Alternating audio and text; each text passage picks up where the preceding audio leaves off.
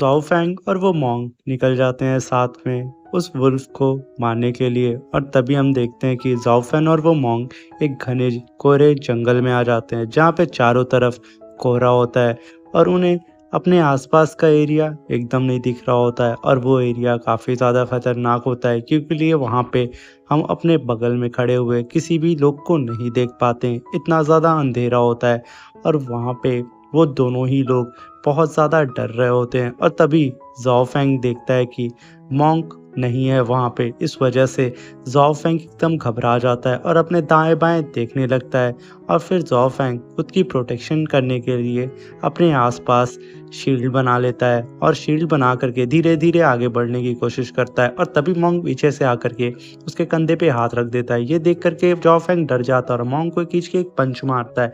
फिर Zhao fan monk को देखता है और उससे माफ़ी मांगता है और मॉन्क से पूछता है कि आखिर तुम कहाँ चले गए थे। तभी मॉन्क कहता है कि हमारा पीछा एक डीमन कर रहा था और मैंने उसका काम तमाम कर दिया। ये सुन करके ज़ाओ फैंग कहता है मुझे तो ज़रा सा भी एहसास नहीं हुआ। तभी मॉन्क कहता है कोई बात नहीं, मैं था ना। तभी वो दोनों एक दूसरे को देखने लगते हैं और तभी ज़ाओ फैंग की नज़र मॉन्क के स्टिक पे पड़ती है और कहता है ये वेपन तो काफ़ी ज़्यादा टेरिफाइंग लग रहा है। और मॉन्क को जैसा कि ज़ाओ फैंग ने एक पंच मार दिया था इसकी वजह से वो गिर जाता है और उसका वेपन भी उसके हाथ से छूट जाता है। तभी मॉन्क ज़ाओ फैंग से अपने वेपन की तारीफ करता है और कहता है कि ये वेपन वज्रा सेक्ट के वेपन की कॉपी है और इसमें फ्लैग और शिप की पावर है, साथ में इसके में हेवन और अर्थ की भी पावर है। और तभी मॉन्क अपने वेपन की पावर दिखाने के लिए जोर जोर से जमीन पे अपने वेपन को पटकता है। ज़ाओ फैन से कहता है इसकी ऑरा प्रेशर की वजह से तुम देखना आसपास का जितना भी कोहरा है वो छट जाएगा। और तभी यहाँ पे मॉन्क का पोपट बन जाता है क्योंकि यहाँ पे तो भाई एक भी ऑरा नहीं छटता। तभी मॉन्क कहता है कि लगता है मुझे थोड़ी और प्रैक्टिस करनी होगी। तभी मॉन्क और ज़ाओ फैंग आगे बढ़ रहे हो। अभी उन दोनों को एक सुरीली आवाज़ में कोई गाना गाते हुए सुनाई देता है और तभी वो लोग उस डायरेक्शन की ओर चले जाते हैं क्योंकि लिए वो आवाज़ बहुत ही ज़्यादा सुरीली और मधुर होती है।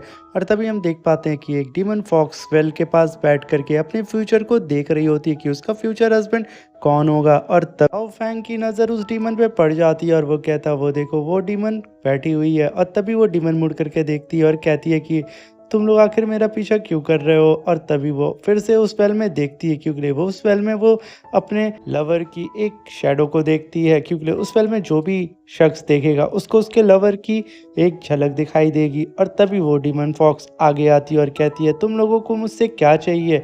इस चीज़ को देख करके मॉन्क तुरंत उसके ऊपर अटैक करने के लिए चला जाता है और तभी वो डीमन फॉक्स वहाँ से टेलीपोर्ट होकर के गायब हो जाती है क्योंकि इस डीमन फॉक्स के पास टेलीपोर्टेशन की पावर होती है। इस वजह से जब भी मॉन्क उसके ऊपर अटैक करता है वो वहाँ से गायब हो जाती है। मॉन्क और ज़ाओ फैंग मिल करके भी उस डीमन का कुछ भी नहीं बिगाड़ पाते हैं। वो उन लोगों के साथ खेल रही होती है और तभी मॉन्क को बहुत ज़्यादा गुस्सा आ जाता है और कहता है कि मैं तुम्हें नहीं छोड़ूंगा। तुम लोगों ने ना जाने कितनी सिटीज़ को बर्बाद किया है और तुमने तो स्पेशली ज़ाओ सिटी को भी बर्बाद करके रख दिया है। तभी फॉक्स डीमन कहती है मुझे लगता है तुम ज़रूर मेरे भाई के लिए यहाँ पे आए होगे और हमने किसी भी सिटी को बर्बाद नहीं किया। मगर मॉन्क उन लोग की बात नहीं सुनता है, इसीलिए वो फॉक्स लेडी अपने मल्टीपल फॉक्स से अटैक कर देती है और ज़ाओ फैंग को जा करके अपने चाम में फंसा लेती है। और ज़ाओ फैंग से कहती है कि जा करके वेल में देखो कि आखिर तुम्हारा चाहने वाला कौन है। और ये कह करके ज़ाओ फैंग उसके वश में हो जाता है और उस वेल की ओर जाने लगता है। तभी मॉन्क उस डीमन फॉक्स के ऊपर अटैक करके ज़ाओ फैंग को बचाने की कोशिश करता है मगर डीमन फॉक्स उसे अपने जाल में फंसा करके मॉन्क को जैन से काफ़ी दूर लेकर के चली जाती है। और यहाँ पे ज़ाओ फैंग उस वेल के पास जा करके झांक करके देख लेता है और तभी पीछे से बाव की आवाज़ आती कि जैन उस कुएं में मत देखना। मगर काफ़ी लेट हो चुका होता है, जैन उस कुएं में देख चुका होता है और तभी मॉन्क यहाँ पे उस डीमन फॉक्स से फाइट कर रहा होता है। और तभी मॉन्क को गुस्सा आ जाता है और वो अपने वज्रा स्टिक को ज़मीन पे दे मारता है जिसकी वजह से चारों तरफ ऑरा फैल जाता है और उसकी वजह से पाव को भी चोट लग जाती है और वो खूब दूर जा करके गिरती है। ये देख करके मॉन्क कहता है कि लो एक और डीमन आ गई फॉक्स डीमन की हेल्प करने के लिए और वो तुरंत जा करके बाओ के ऊपर अटैक करने के लिए दौड़ा भागा जाता है। और तभी इस चीज़ को देख करके जेन तुरंत बाओ के सामने आ करके मोंग को वहाँ पे रोक देता है। मोंग ये देख करके एकदम शॉक्ड हो जाता है और बड़ी मुश्किल से खुद के पैर को रोक पाता है। और तभी मोंग कहता है कि ये कौन है। तभी जेन कहता है ये मेरी दोस्त है। तभी डीमन फॉक्स आकर के जेन से कहती है आखिर तुमने उस कुएं में क्या देखा। तभी जेन कहता है तुमसे उससे क्या मतलब है, और अपनी स्टिक को बाहर निकाल के कहता है मैं तुम्हें मार दूंगा। और तभी हम देखते हैं मोंग अपनी स्टिक को अपने मुंह से हटा करके उठ रहा होता है।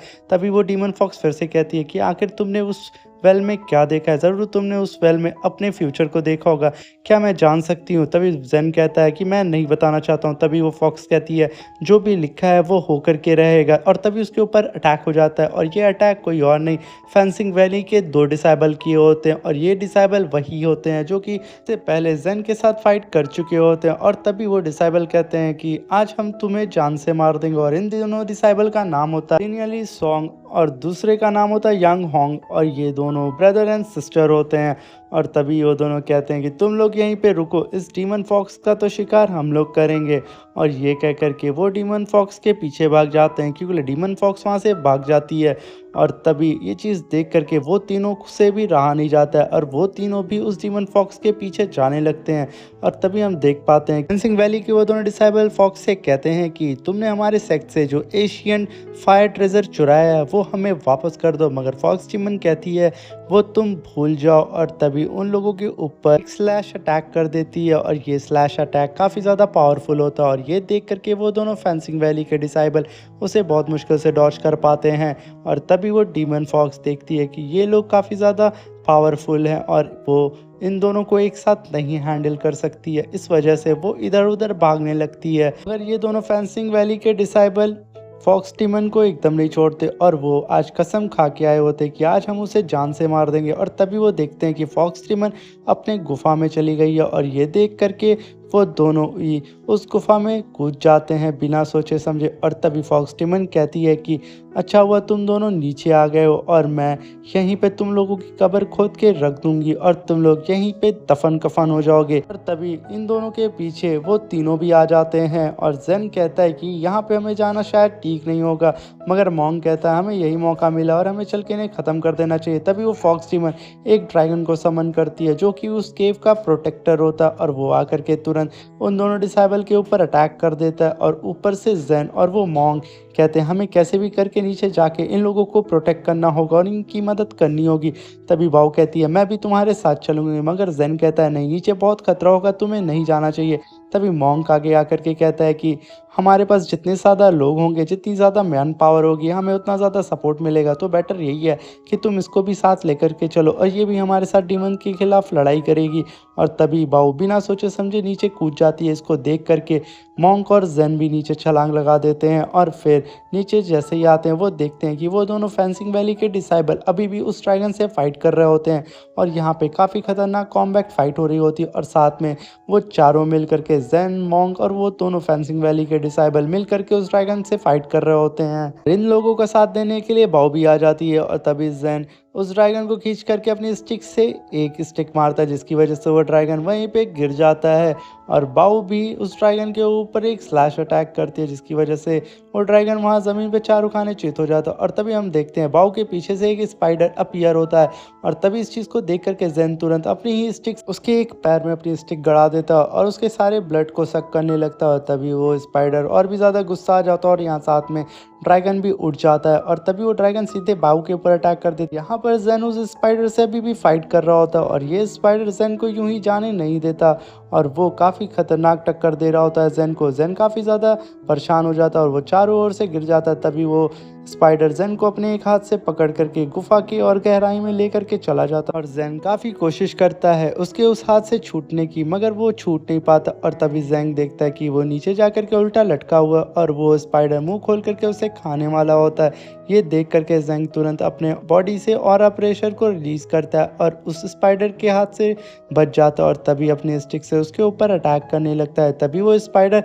खींच करके जेन को एक हाथ मार देता है, जिसकी वजह से वो जेन ज्वालामुखी में गिरने वाला होता है। तभी जेन अपने आसपास एक शील्ड बना के उस ज्वालामुखी में तैरते हुए किनारे आ जाता है, और जैसे ही वो किनारे गिरता है वो बड़ी मुश्किल से उठता है और देखता है उसके पीछे फॉक्स डीमन होता है जो कि उसी फॉक्स डीमन का भाई होता है और वो काफ़ी ज़्यादा घायल होता है और वो उठ के बैठ के बोलता है कि आखिर तुम इंसान हम लोगों को अकेला क्यों नहीं छोड़ देते हो और तुम लोग बेवजह हमें क्यों परेशान कर रहे हो।